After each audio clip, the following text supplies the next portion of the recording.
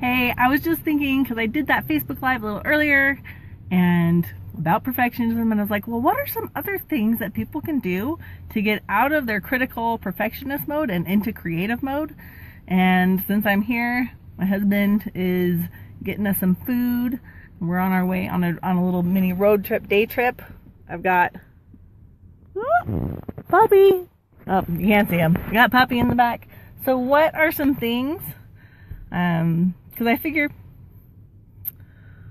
spontaneity. One of the things that you could do to get out of perfectionist mode is to spontaneously do something that normally maybe you wouldn't do, but you're like, what the heck? I'll just do it.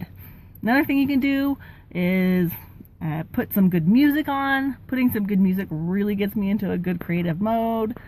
Another thing to do to get into a good creative mode is take some deep breaths. Another thing that a friend of mine, we talk about doing is moving, like changing location.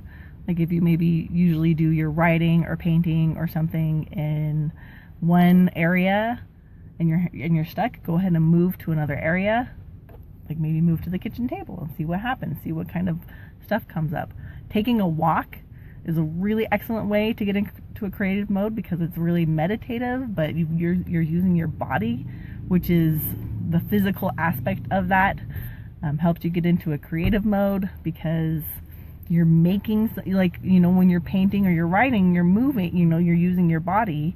When you're walking, you're using your body, and the critical part of your brain kind of shuts down and the creative part of your brain opens up. I think Julia Cameron from The Artist's Way, the writer of The Artist's Way, she also has a book about walking and how that generates creativity.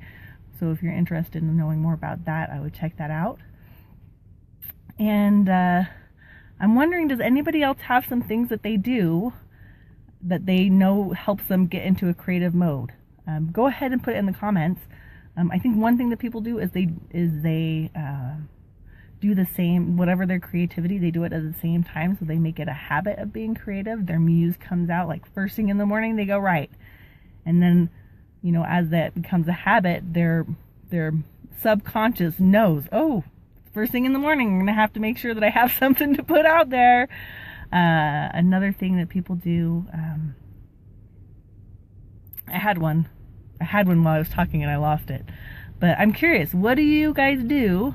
What do you ladies do, you creative, beautiful women? What do you do to get yourself into a really creative mode? Or when you're stuck and you need to get into a creative mode, what are some of the things that work? Oh, I remembered the one,